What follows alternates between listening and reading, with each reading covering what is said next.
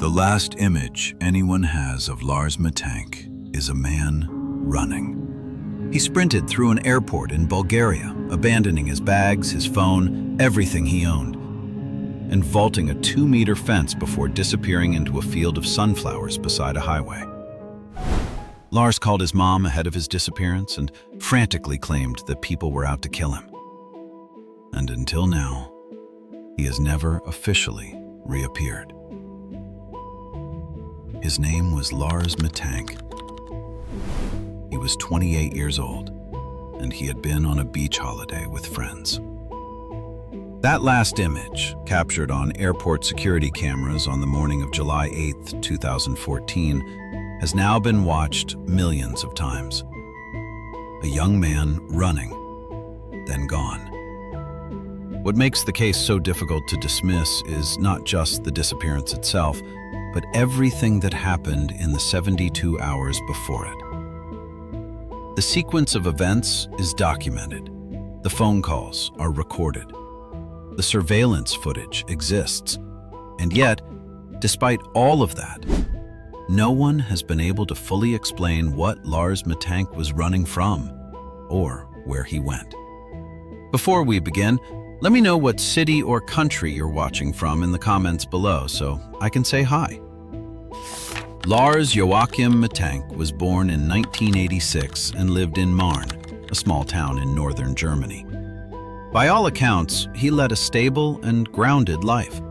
He was close with his parents, had a long-term girlfriend, and supported his local football club, Werder Bremen, with the kind of loyalty that tends to define a person in quiet but meaningful ways. Professionally, he worked at Wilhelmshaven, Germany's only deep-water port and its largest naval base, where he held a position as a power plant operator. The job required regular hearing examinations to ensure the safety and quality standards of the facility. Lars took his work seriously and genuinely valued his career. In late June 2014, Lars traveled to Golden Sands, a popular seaside resort on the Bulgarian Black Sea coast with a group of friends. It was a typical summer holiday: sun, beaches, bars, and warmth.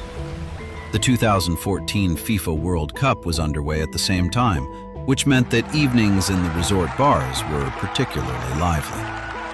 Midday temperatures during this period reached around 104 degrees Fahrenheit. Given the extreme heat, it was noted by his friends that Lars was not eating very much, though it should be said that he was still eating, just lightly. Soup, salad, and fruit. A fruit vendor on the beach later remembered Lars well, describing him as particularly polite, someone who bought fresh fruit from him regularly. When shown a photo, the vendor recognized him immediately. For the first part of the holiday, nothing unusual happened. Lars seemed relaxed. He played beach football with some recent school graduates who were also staying at the resort. They later described him as easygoing and pleasant company. There was nothing in those early days to suggest that anything would go wrong. Then came the night of the fight. On one of the final evenings of the trip, the group went to a bar in Golden Sands to watch the World Cup quarterfinal between Costa Rica and the Netherlands. The bar was decorated with flags from various countries, placed on the tables in typical World Cup fashion. Lars, wearing his Werder Bremen jersey and in good spirits, began swapping the flags around as a joke. Most people in the bar understood it as lighthearted. One group did not. A group of Bayern Munich supporters, members of a recent school graduating class, took offense, and the situation escalated into an argument. The tension was eventually diffused, and the evening continued. The group stayed until around 4 in the morning, the last to leave the bar. On the way back to the hotel, the group decided to make a stop at a nearby McDonald's. Lars, who generally ate healthily and worked out regularly, said he would skip it and walk back to the hotel on his own. The hotel was roughly half a mile away. According to what Lars later told people, he was attacked on that walk back. He believed his assailants were either Russian or Bulgarian, and he later speculated that they may have been hired by the Bayern Munich fans from the bar, who had reportedly told him earlier that evening that in Bulgaria, it was easy to pay someone a small amount of money to hurt someone. The beating was not severe, but Lars took a hard blow to his left ear. The next morning, he called his girlfriend and told her what had happened. She urged him to see a doctor. Lars initially hoped the pain would pass on its own over the weekend, assuming that no medical offices would be open. The group went out together one final time that evening, and the following 2 days were spent winding down. Then, on Monday, July 7th, they all had to check out of the hotel. Lars was still in pain. He was also thinking carefully about what flying home might mean for an ear injury, because for his job, good hearing was not optional. He made the decision to see a doctor before flying and took a taxi with a friend to a general practitioner. The doctor's findings were straightforward. Lars had a ruptured eardrum and an injured jaw. He was advised not to fly that day, as changes in air pressure during flight could cause further damage to the ear. The doctor prescribed him an antibiotic called Cefprozil, 500 milligrams, and recommended that Lars visit a hospital. Lars declined the hospital visit. His friend offered to stay behind in Bulgaria with him. Lars declined that offer too. He told his friends to go home. He would manage on his own. The rest of the group boarded their flight back to Germany. Lars checked out of the Golden Sands Resort and, because the area was in high season and hotels were difficult to find, booked a room at a cheaper hotel in a less familiar part of the city. The hotel was called Hotel Color in Varna, near the airport. That same evening, July 7th, Lars called his mother, Sandra. He told her he was worried that his credit card details might have been copied when he had checked into the new hotel and asked her to block the card. Sandra spoke with her son multiple times throughout the night, both on the phone and over text message. What she described during those conversations marked a clear shift in Lars's mental state. He told her he was being followed by 4 men. He asked her about the antibiotic he had been prescribed, specifically inquiring about one of its ingredients. He told her that people were trying to rob him or to kill him. Sandra would later describe hearing his heart pounding through the phone. She said he sounded terrified. Surveillance footage from inside Hotel Color captured Lars during these hours. It showed him pacing up and down the lobby. It showed him standing at windows, looking out repeatedly. It showed him hiding in the elevator. At around 1 in the morning, the footage captured him leaving the hotel for approximately an hour, though what he did or where he went during that time is not known. He returned to his room afterward. At some point between 3:20 and 3:30 in the morning, Lars called Sandra again. He told her he had left the hotel and that he was being chased. He was speaking quietly, telling her he was hiding. He said he was elevated and could fall. The call ended shortly after. At 3:36 in the morning, he sent Sandra a text message. It read, "Cefprozil 500, what is that?" 9 minutes later, he sent the same message again. Sandra, believing he was still hiding and that calling him back might put him in danger, chose not to ring him. Instead, she did something practical and grounded in love. She booked him a flight home. The flight was scheduled to leave Varna Airport at 4:20 in the afternoon and land in Hamburg at 9:45 that evening. She also sent him 500 euros. He never withdrew it. At 6 in the morning, on July 8th, Lars arrived at Varna Airport by taxi, carrying a backpack and a travel bag. The taxi driver who brought him there later told investigators that Lars had seemed strange and that his pupils were noticeably dilated. When Lars arrived at the terminal, he texted his mother to let her know he was there. Sandra confirmed that his flight was booked and suggested he visit the airport doctor for one final check on his ear before flying. The security cameras captured Lars entering the airport and making his way to the doctor's office without incident. Everything appeared, on the surface, to be completely normal. He was going to see a doctor, catch a flight, and go home. Dr. Kostov, who examined Lars that morning, later said that Lars had been acting nervously and erratically during the appointment.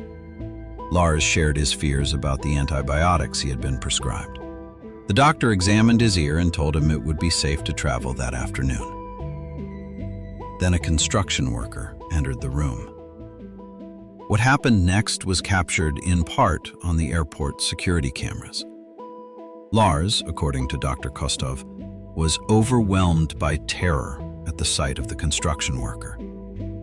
He said, "I don't want to die here. I have to get out of here." He stood up from his seat and fled the room. The security footage shows him running through the airport terminal in a frantic state and out through the front doors. He left everything behind in the doctor's office: his backpack, his travel bag, his mobile phone, all of it still sitting in the room. Outside the airport, additional footage captured Lars jumping a 2-meter fence. He ran into a meadow and disappeared into a field of sunflowers beside the Bulgarian National Highway A2. That was the last image ever recorded of Lars Mittank. The field of sunflowers, the highway in the background, a young man running, and then nothing. Every time I see that video, I feel like I want to protect him, Sandra said on a German television show per Mel magazine. I want to rescue him. In the years that followed, investigators and the public have tried to make sense of what happened to Lars during those final hours in Bulgaria. 2 broad explanations have emerged, and neither one is entirely satisfying. The first is a medical explanation. It centers on the possibility that Lars experienced a severe psychological reaction, either to the Cefprozil antibiotic he had been prescribed, or to trauma sustained during the fight, possibly a concussion. Pharmacist Rada Pelivanova of the Bulgarian Pharmacists Union addressed this possibility, stating that there could be a connection between the antibiotic and the striking behavior Lars displayed, though she emphasized that this would represent a very rare side effect, one that could be intensified depending on whether the individual had taken other medications or consumed alcohol. In Lars's case, the circumstances of the holiday, including the heat, the physical injury, the disrupted sleep, and the stress of being left alone in an unfamiliar place, may have created conditions in which the medication's effects were amplified. It has been noted that Lars had likely only taken a small number of tablets by the time he vanished, which some find difficult to reconcile with the severity of his reaction. However, those who support the medical theory point out that a person experiencing hallucinations or a severe panic episode cannot distinguish between what they are feeling and what is objectively real. From Lars's own perspective, everything he was experiencing was genuine. The fear was real to him. The men following him were real to him. The danger was real to him. The second explanation is harder to quantify, but harder to dismiss entirely. It holds that something genuinely threatening was happening around Lars in those final hours, and that his behavior, while extreme, was not irrational given his actual circumstances. His mother, Sandra Mittank, belongs firmly in this camp. She has consistently stated that her son had no history of mental illness and that she believes he was in real danger. She has suggested that he may have witnessed something he was not meant to see, or become entangled in something he did not fully understand. Finally, some have clung on to the idea that Mittank might have been truthful with his claims that someone was after him. People have theorized that either the group that fought Mittank a few nights back or a private criminal enterprise was trying to capture or kill him. However, Police have not found connections between Mittank and any sort of illegal entity. The surveillance footage at Hotel Color, which captured Lars pacing, watching the windows, and hiding in the elevator, showed no evidence of anyone following or threatening him. The only person behaving unusually in that footage was Lars himself. That is the detail that gives the medical explanation its weight. And yet, the absence of visible pursuers in a hotel lobby does not necessarily mean that nothing was wrong outside of it. What happened in the forest beside the A2 highway remains unknown. The Bulgarian landscape in that area consists of open meadows and dense sunflower fields running alongside a major road. A person running into that environment without supplies, without a phone, without identification, and in a state of extreme psychological distress would have faced serious danger from exposure, disorientation, and the physical demands of the terrain alone. Whether Lars survived the immediate flight from the airport is a question that cannot be answered with the information available. Police investigated. Sandra Mittank hired a private investigator who searched in Bulgaria. She appeared on television in both Germany and Bulgaria, speaking about her son and appealing for information. She created and has continued to maintain a Facebook page called Find Lars Mittank, through which she posts updates and distributes thousands of missing person flyers. Over the years, reported sightings of Lars have come from various places, including one from as far away as Porto Velho in Brazil. None of them have been confirmed.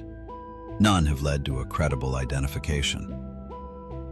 Sandra has continued to hold on to a specific theory, that the injuries Lars sustained during the fight in Bulgaria caused him to lose his memory, and that he has been living without knowing who he is, possibly homeless, possibly unable to find his way back. It is a theory that allows for the possibility that he is still alive, that he simply needs help. There's a good chance he'll come back, she has said. He just needs my help. Lars Mittank was described by German police as 5 feet 11 inches tall, weighing 187 pounds, with dark blonde hair and a scar on his left forearm. Now, he would be 40 years old today. His case has never been officially solved. What the available record shows is this. A young man arrived in Bulgaria for a summer holiday, was involved in an altercation that injured his ear, was prescribed an antibiotic, was left alone in an unfamiliar city, made a series of increasingly distressed phone calls to his mother, and then ran from an airport in a state of terror, leaving behind everything he owned, and was never seen again. Whether that terror was the product of medication, of injury, of genuine external threat, or of some combination of circumstances that has never been fully untangled, is still unknown. What is known is that Lars Mittank was, by every account, a regular person. He had a job he cared about, a family who loved him, a girlfriend, a football team. He was polite to a fruit vendor on a beach. He was planning to fly home. The construction worker walked into the room, and Lars ran. The sunflower field is still there, beside the highway in Bulgaria. The footage still ends the same way it always has. A figure crossing the fence line, entering the field, and disappearing from the frame. What made Lars Mittank run that morning, and where that running took him, remains one of the genuinely unresolved questions in a case that has now spanned more than a decade. Sandra Mittank is still searching. The Facebook page is still active. The case is still open. And somewhere, either in the world or in memory, Lars Mittank remains missing.